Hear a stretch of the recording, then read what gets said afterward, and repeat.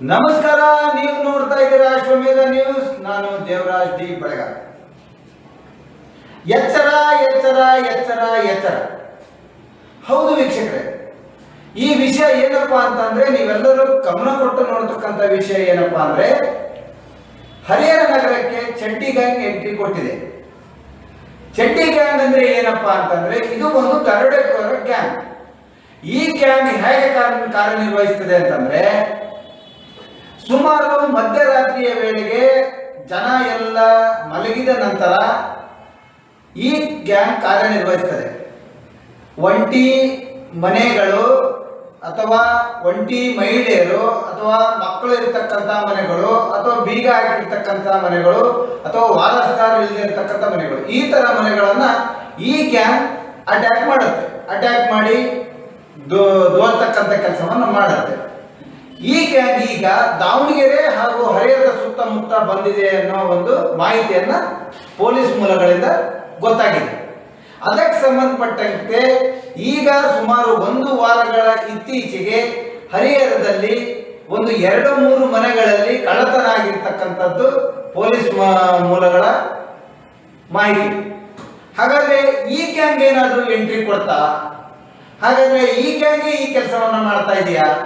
ಚಡ್ಡಿ ಗ್ಯಾಂಗ್ನ ಕಾಲ ಮತ್ತೆ ಈ ಕೆಲಸನ ಅನ್ನೋ ಸಂಶಯ ಮೂಡುವ ರೀತಿಯಲ್ಲಿ ಈಗ ಕೆಲವೊಂದು ವಿಡಿಯೋಗಳು ನಮಗೆ ಲಭ್ಯ ಆಗಿದೆ. ಆ ವಿಡಿಯೋದಲ್ಲಿ ಮುಸುಕುದಾರಿಗಳಾಗಿ ಮಾರಕಾಸ್ತ್ರಗಳನ್ನು ಹಿಡ್ಕೊಂಡು ಬಂದು ಮನೆಗಳ ಸುತ್ತಮುತ್ತ ಅಡ್ಡಾಡ್ತಿರ್ತಕ್ಕಂಥ ವಿಡಿಯೋಗಳು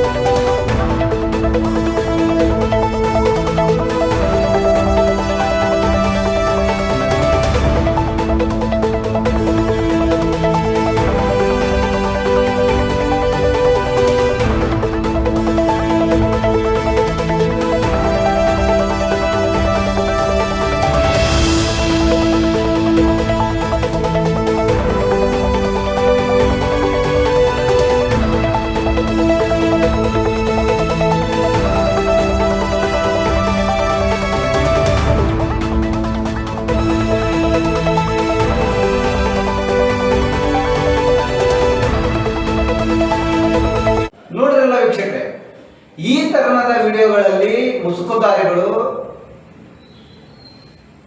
ಸುತ್ತಮುತ್ತಲ ಏರಿಯಾಗಳಲ್ಲಿ ಹರಿಹರ ಹಾಗೂ ದಾವಣಗೆರೆಯ ಸುತ್ತಮುತ್ತ ಓಡಾಡ್ತಾ ಇದ್ದಾರೆ.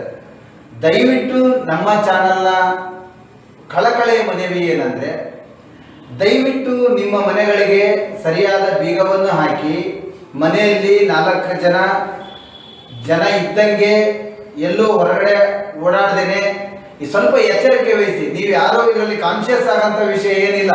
ನಮ್ಮ ಪೊಲೀಸ್ ಇಲಾಖೆ ಇದೆ, ಸಂಬಂಧಪಟ್ಟ ಅಧಿಕಾರಿಗಳು ಅದನ್ನ ನೋಡ್ತಾರೆ, ಅಥವಾ ಆ ಗ್ಯಾಂಗ್ಗೆ ಇದೆಯಾ ಅಥವಾ ಬೇರೆ ಯಾರಾದ್ರೂ ಬಂದಿದೆಯಾ ಅದೆಲ್ಲ ತನಿಖೆ ಮಾಡ್ತಾರೆ, ನೋಡ್ತಾರೆ, ಕಂಡು ಹಿಡಿತಾರೆ.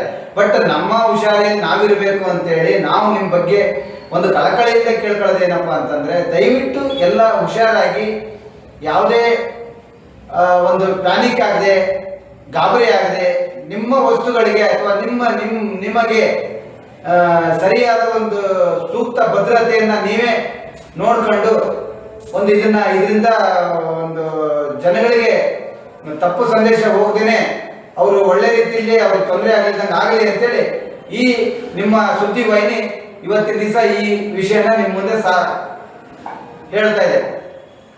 ಇನ್ನೂ ಹೆಚ್ಚಿನ ಸುದ್ದಿಗಳಿಗಾಗಿ ನಮ್ಮ ಚಾನಲ್ ಅನ್ನ ಸಬ್ಸ್ಕ್ರೈಬ್ ಮಾಡಿ ಹಾಗೂ ನಮ್ಮ ಚಾನಲ್ ಅನ್ನ ವೀಕ್ಷಿಸಿ. ನಮಸ್ಕಾರ, ಧನ್ಯವಾದಗಳು.